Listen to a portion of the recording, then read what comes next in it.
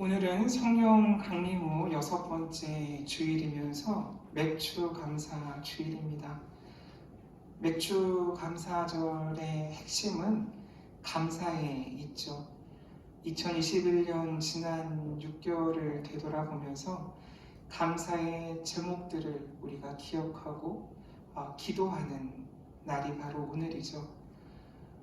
오늘 마가복음 6장 1절에서 13절 말씀을 이어서 함께 나눌 텐데, 이 말씀 중에서도 우리의 감사의 제목들을 우리가 발견하길 원합니다.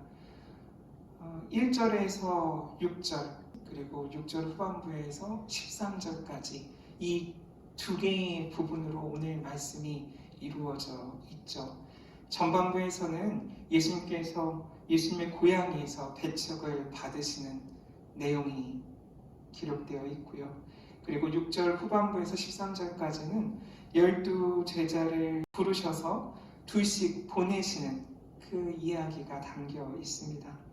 계속해서 예수님은 누구이신지, 예수님을 통해 하나님의 나라가 어떻게 이 땅에 펼쳐지고 있는지, 그 일에 동참하는 제자들, 그들은 누구인지, 이렇게 예수를 따르는 자들의 믿음은 어떠해야 하는지, 그런 여러 가지에 대해서 이 마가복음 본문으로 우리가 계속 묵상하고 있습니다. 우리들은 오늘 말씀을 읽기 전에 자연스러운 기대를 갖게 돼요. 가버나움과 같은 이웃 회당에서 예수님의 성공적인 활동을 이미 우리가 알고 있잖아요. 또 바로 직전 치유가 이웃회당의 지도자인 야이로의 집에서 일어났다라는 것도 우리가 익히 알고 있잖아요. 그래서 예수님의 고향 회당에서도 예수님에 대한 긍정적인 그런 반응들이 일어나는 것이 자연스럽지 않을까라는 생각을 하게 되죠. 우리의 정서라면 마을 입구에 예수님의 여러 업적을 기리는 플래카드가 붙어 있어야 되는 거죠. 드디어 고향을 방문하셨다라는 플래카드에 귀신 들린 사람의 귀신을 쫓고 또 아픈 사람의 병을 고치시고 자세한 그런 내용들이 기록되어 있어야 된다라는 기대를 하게 되는데, 우리의 기대와는 다르죠. 고향에서 예수님은 배척을 당하셔요. 이 사건이 새로운 경계선이 됩니다. 새로운 지경이 열리는 지점이에요.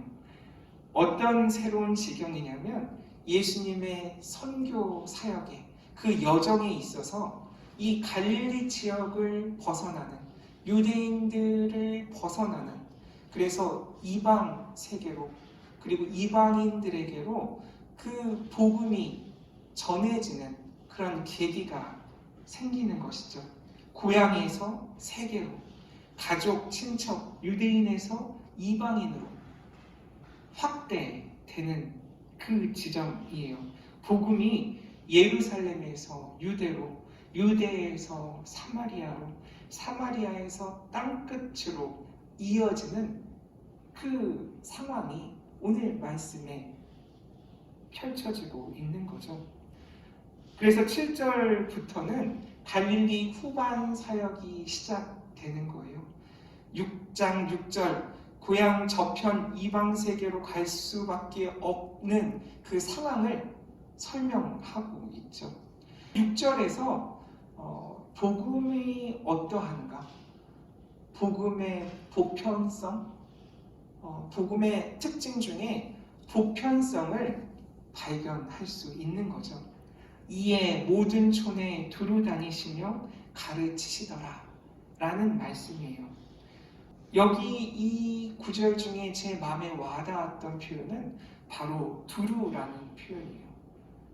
고향에서 배척당하시고 예수님께서 두루 다니시면서 복음을 전하시게 된 거죠. 오늘 말씀의 큰 주제도 역시 제자도이고, 특히 믿음에 대한 이야기를 드리려고 해요. 믿음이라는 관점에서 오늘 말씀을 묵상했을 때 이 6절 후반부의 두루라는 말이 이 믿음과 잘 어울리는구나 라는 생각을 하게 됐어요. 그래서 두루 믿음이라고 한번 그 둘을 짝지어 봤어요. 두루 믿음. 오늘 이 두루 믿음이 어떠해야 하는지, 믿는 자들의 이 두루 믿음을 여러 각도에서 한번 바라보고, 그렇다면 우리는 어떤 믿음을 지금 갖고 살아가고 있는지 우리 자신을 살펴보는 기회를 얻기 원합니다. 먼저 이 두루 믿음은 편신하지 않는 것이에요. 이 편신이라는 말도 제가 한번 지어봤어요. 제가 일평생 익숙하게 한 것 중에 편식이 있거든요. 골고루 먹지 않죠. 작은 채소들은 괜찮은데 큰 채소들을 제가 좀 골라내는 편이고, 그 중에 향이 강한 채소들은 잘 먹지 않아요.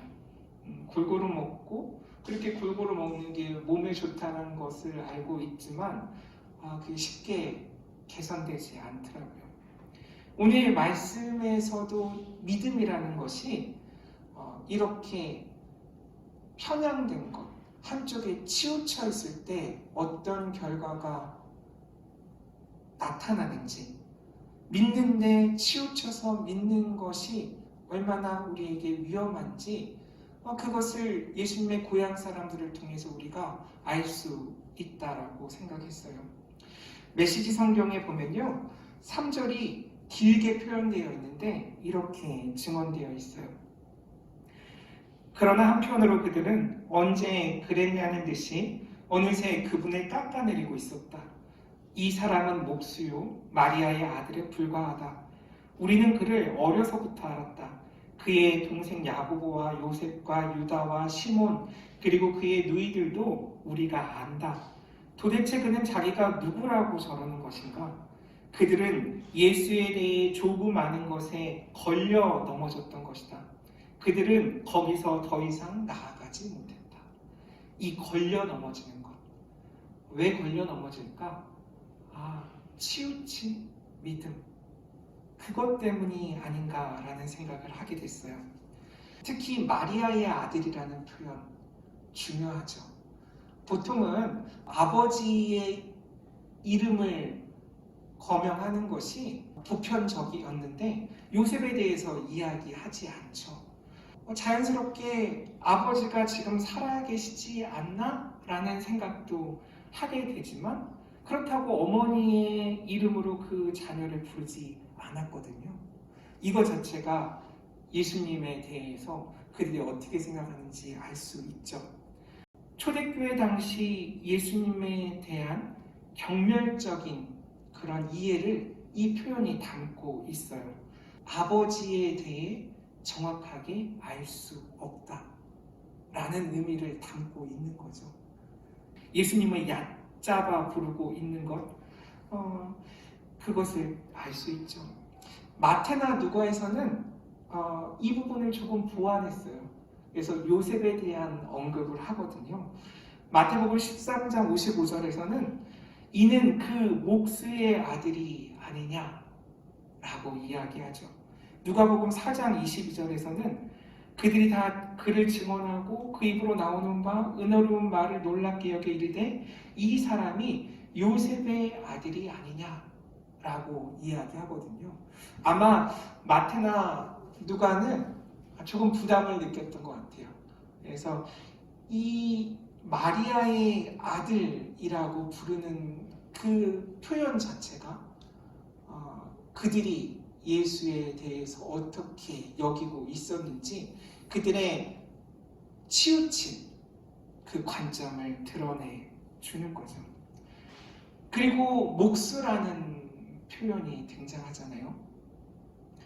기껏 목수 노릇하던 사람이 아닌가 라는 그런 뉘앙스도 있죠. 근데 이 목수라는 표현은 테크톤이라는 단어예요. 그 당시에 건축업자 혹은 건축 설계자, 기술자라고 번역될 수도 있는 표현이거든요. 그래서 우리가 생각하는 것보다 요즘으로 치면 장인의 반열에 든 사람을 이렇게 부를 수도 있는 거죠. 어떤 일정 과정을 거치고 경험이 많고 능력이 있는 기술자, 라고 볼 수도 있지만 어쨌든 예수님을 메시아, 하나님의 아들, 아니면 선지자라고 보지 못하고 있는 거죠. 이미 살펴봤지만 그 가족들이 예수님을 찾아와서 정신 나간 사람 취급을 했던 사건도 있었잖아요. 기껏 목수하던 우리가 알던 그가 아닌가라는 거죠. 결국 예수님을 우리가 어떻게 바라보고 고백하는가의 문제, 이 고향에서 배척당하신 예수님의 사건을 통해 우리가 깨달아야 하는 바죠. 예수님께 우리는 믿음으로 반응해야 하는 것이고 하나님이 하시는 일에 대해 믿음으로 반응해야 된다는 거죠. 계속 말씀드리지만 예수님과의 관계 가운데 있어야, 하나님과의 관계를 맺는 그 믿음 가운데 있어야 가능한 일이죠. 임마누엘 신앙이 우리 안에 자리 잡고 있어야 예수님이 누구이신지, 예수님의 말씀에 우리는 어떻게 믿음으로 반응해야 되는지 알 수 있다라는 거예요.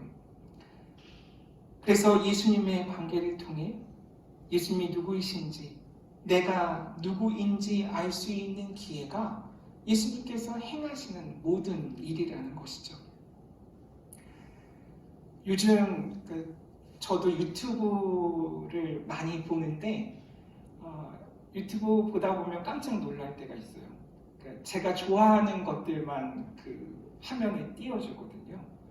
그래서 제가 요즘 커피를 좋아하니까 제 유튜브 화면에 보면 대부분 커피에 관련된 내용들이 많이 등장해요.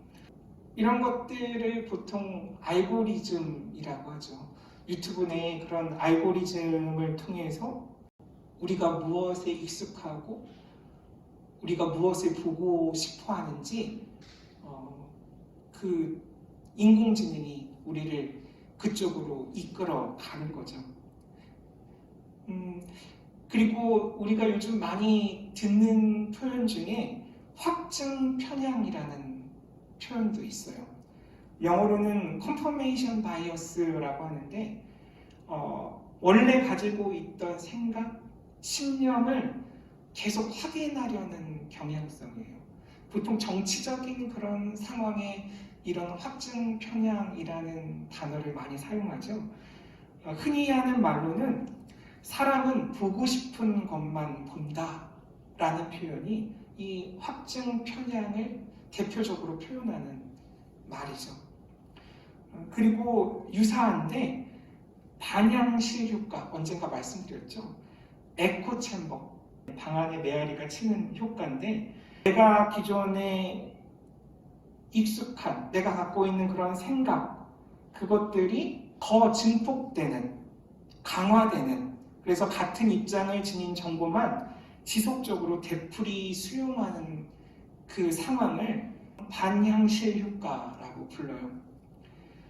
또 이와 유사한데 필터 버블이라는 말도 있어요. 필터 버블은 이 거품, 버블에 사용자가 갇혀 있는 거예요. 아까 그 에코 챔버랑 비슷한데 다른 점은 에코 챔버는 나의 주관적인 선택이 개입되는 거고요. 내가 보고 싶은 것, 듣고 싶은 것들을 듣고 보는 것이고, 이 필터 버블은 이 알고리즘에서 주는 정보들에 갇혀버린 거예요. 관심 없는 정보, 싫어하는 정보는 저절로 걸러지고 내가 좋아할 만한 정보들이 제공되는 거죠. 그래서 이게 지금 문제가 되죠. 특히 어떤 포털 사이트의 뉴스들, 말로는 AI들에 의해서 제공된다라고 하는데 정말 그런가? 라는 그런 의문들이 요즘 불러 일어나고 있잖아요. 마치 우리가 흔히 접하는 이런 추천 알고리즘, 그 안에 살아가는 것, 그것이 편향된 믿음, 내가 익숙하고 좋아하는 믿음만 택하고 그 믿음대로 살아가려고 하는 그런 우리의 신앙생활과 닮아 있지 않은가라는 생각을 하게 됐어요. 이 알고리즘의 맹점은 다른 게 아니에요. 무엇을 했는지에만 초점을 맞추고 있는 거죠. 그동안 내가 뭘 좋아했고 어디에 관심이 있었는지. 근데 여기에만 초점을 맞추고 있다 보면 앞으로 무엇을 해야 하는지 그 부분은 놓치게 되는 거예요. 그래서 이 알고리즘에 나쁘게 얘기하면 노예로 살지 않기 위해서는 가끔 그 검색했던 것을 초기화할 필요가 있죠. 그동안 내가 무엇을 찾았는지 싹 지워버리고 다시 시작하는 거죠. 그리고 때로는 내가 관심이 그동안 없던 분야도 일부러 찾아보는 게 필요해요. 그래서 그 검색 화면에 다양한 정보들이 노출될 수 있도록 그 일을 우리가 해야 되는 거죠. 믿음도 이와 마찬가지라는 생각을 하게 됐어요. 예수님에 대해 바르게 알기 위해서 예수님과 좋은 관계를 맺기 위해서 우리가 해야 될 일은 두루 믿음을 가져야 되는구나, 편신하면 안 되겠구나 라는 것을 이 예수님과 고향 사람들과의 만남을 통해 깨닫게 됐어요.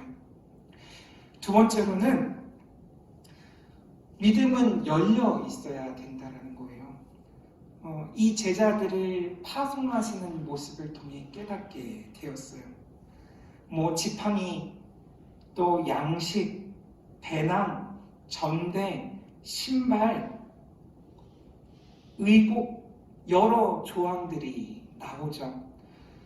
마태나 누가복음에서는 신발이나 지팡이도 허용되지 않아요. 좀 더 엄격하게 이야기하고 있죠. 한 가지 해석하기에 용이한 정보를 제공해 드린다면 이 마가복음에서 지팡이를 이렇게 잡는 거, 들어 올리다 라는 표현이 나오는데 아이로라는 표현이에요. 들어 올리다. 굳이 해석하자면 이미 가지고 있는 지팡이를 잡는 거죠. 그런 단어의 효용이고요. 마태에서는 타오마이라는 표현을 써요. 이 말은 구입하다, 획득하다라는 뜻이거든요. 그래서 여행을 위해 지팡이를 구입하지 말라라는 그런 미세한 차이도 존재해요. 어찌됐건 소유를 극히 줄이고 절제하라는 그 내용들이 담겨있죠. 아마도 초기 예수 공동체의 그런 생활 태도였던 것 같아요. 절약하고 무소유, 자기부정, 그리고 걸식, 방랑, 그런 수련 과정들에 대해서 이야기하고 있고, 처음 신앙 공동체가 어떠했을지 이 부분을 통해 우리가 짐작할 수 있죠. 지금의 우리들, 지금의 신앙 공동체와는 많이 다른 면모를 보이고 있는 거죠.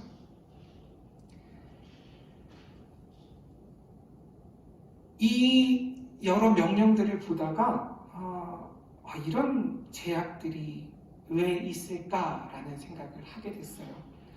결국에는 이 선교 여행, 복음을 전하는 여정에 필요한 것들, 그것을 여러 가지 방법으로 하나님께서 우리에게 주신다라는 것을 이야기하고 있는 것이다 라는 고백에 이르렀어요.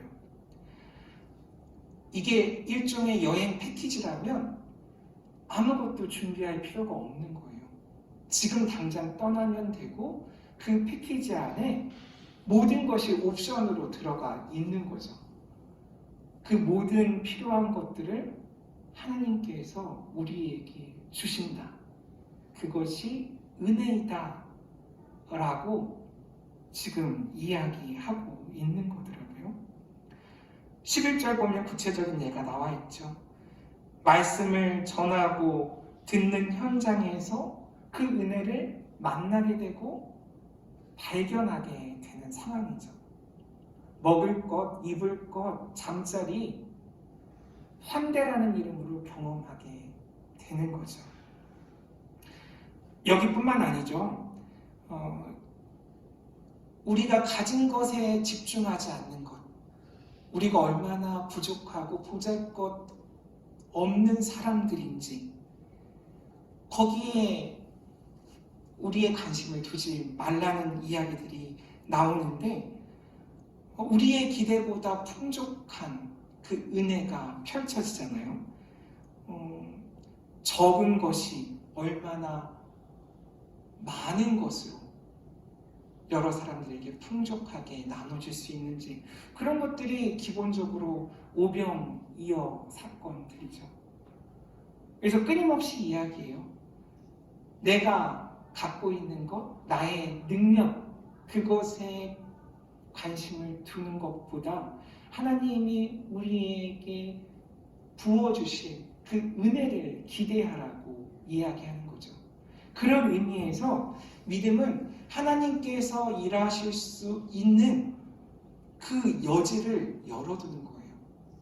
내가 다 하려고 하지 않고 할 능력도 되지 않지만 하나님께서 우리와 함께 일하시도록 열어두는 것, 그것이 믿음이라고 이야기하는 거죠.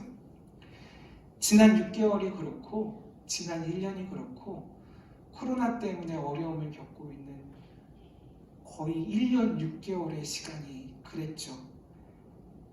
더 그 기간을 확대해 보면 우리의 평생이 그렇죠. 얼마나 하나님의 은혜로 가득 찬 삶이었는지 생각할 때마다, 기억할 때마다 놀라게 되잖아요. 결핍과 제한 때문이 아니라 오늘 이 말씀은 은혜의 명령을 주님께서 주시는 거죠. 이 은혜를 통해 감사할 수 있는 조건들을 예수님께서 우리에게 보여주시는 거예요. 그래서 거절과 저항에 열려 있어야 하고 실패에도 열려 있어야 되고 하나님의 일하심에 우리는 열려 있어야 된다라는 것을 이 믿음의 조건으로 이야기하고 있어요. 마지막으로 믿음은 회개라고 오늘 말씀은 이야기해요. 회개라는 것, 생각을 바꾸는 것이라고 말씀드렸었잖아요. 조금 부드럽게 표현하자면 다시 생각하는 것. 우리가 회개했을 때 놀라운 일들이 제자들을 통해서 일어나요. 제자들이 하는 것이 아니라 예수님께서 함께 하시는 거죠. 예수님이 하시던 일을 제자들이 지금 하고 있는 거예요. 예수님의 사역의 연장선에 제자들이 서 있게 되는 거죠. 그것이 왜 가능하게 됐느냐? 생각을 바꾸었기 때문에, 사람들에게 생각을 바꾸라고 이야기했기 때문에. 그것이 복음이에요. 다시 생각하는 것, 그것이 믿음이고 회개라는 거예요. 생각을 바꾸는 것. 이 믿음에 있어서 그동안 제가 중요하다고 생각했던 특징 중에 하나가 사실 일관성이거든요. 믿음은 일관성이 필요해요. 근데 오늘 말씀을 준비하면서 일관성뿐만 아니라 유연성이 우리에게 필요하구나. 지금 두루 믿음이라는 큰 틀에서 계속 살펴보고 있는 거예요. 우리가 두루두루 믿기 위해 우리에게 필요한 유연성이 무엇일까? 그것은 다시 생각하는 것이다 라는 거예요. 3월 말에 번역되어 출판된 책인데 Think Again이라는 책이 있어요. 애덤 그랜트라는 분이고 펜실베니아 대학교 와튼 스쿨의 조직심리학 교수예요. 유명한 사람이죠. 다시 생각하라는 책을 냈더라고요. 이 책의 내용 중에 그런 예들이 있어요. 우리가 시험 볼 때 답을 가끔 고칠 때가 있잖아요. 근데 답을 고칠 때 원래 내가 선택했던 답이 맞을 거야 라는 생각을 할 때가 많죠. 그래서 고치는 것을 주저하는데 일반적으로는 이 시험을 보는 사람들의 4분의 3이 답을 고치면 틀릴 거라고 생각을 한대요.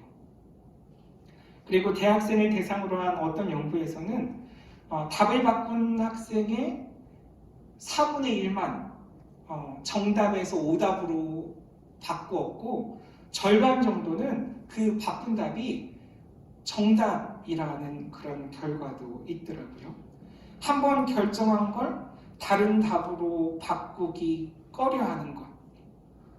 그게 우리의 평소의 모습이죠. 그래서 만약에 답을 바꿔서 점수가 높아졌을 때 그 높아진 점수는 답을 바꾼 결과라기보다는 답을 바꿀지 말지 한 번 더 생각했기 때문이라고 이 저자는 이야기하더라고요. 그래서 다시 생각하는 것, 그것이 얼마나 중요한가를 이야기해요. 예를 들면 윈도우 95를 썼을 때가 있었잖아요. 윈도우 95니까 1995년에 사용하는 게 맞겠죠. 그리고 지금은 윈도우 10을 보통 쓰잖아요. 신앙도 마찬가지라는 거죠. 윈도우 95를 내가 지금 사용하고 있다면 과연 어떨까? 물론 유행이 돌고 복고의 또 시대가 오고 있지만 20년 전에 입던 옷, 20년 전에 신던 신발 지금까지 입고 신기 쉽지 않잖아요. 새로운 것을 구매하게 되잖아요. 꼭 유행에 맞추지 않더라도. 근데 우리의 신앙은 어떠한가? 라는 생각을 하게 됐어요. 이 책을 통해서. 그래서 마치 윈도우 95 같은 신앙을 계속 내가 일관성 있게 유지하려고 고집부리고 있지 않은가? 다 해진 신앙의 옷을 계속 매일매일 입고 있지 않은가라는 생각을 했어요. 그래서 회개는 다시 생각하는 것. 좀 더 나가면 나의 생각을 바꾸는 일이구나. 그것이 믿음이구나. 라는 것을 오늘 말씀을 통해 깨닫게 됐습니다. 말씀을 정리하겠습니다. 결국 우리는 신앙의 전환점을 우리가 원하지 않았지만 지금 살고 있죠. 특히 코로나19라는 그런 어려운 상황 때문에 어떻게 앞으로 살아야 될지 어쩔 수 없이 고민하게 되는 시기를 살고 있어요. 그래서 새롭게 복음을 전할 수 있는 방법, 마치 예수님께서 고향에서 배척당하시고 두루 복음을 전하러 여러 마을을 다니셨듯이 지금 우리에게 두루 신앙을 갖고 두루 복음을 전하는 그 일이 무엇일까? 다시 생각해야 하는 그런 중요한 시기를 저와 여러분들이 살고 있는 거죠. 우리의 믿음이 유연해졌으면 좋겠어요. 예수님을 알아감이 유연해졌으면 좋겠어요. 다시 생각함으로 변화되는 그 신앙, 그것이 제자로서 가져야 될 믿음의 한 부분이라는 것을 저와 여러분들이 깨닫고 삶 속에서 살아내시기를 주님의 이름으로 간절히 축원합니다. 아멘.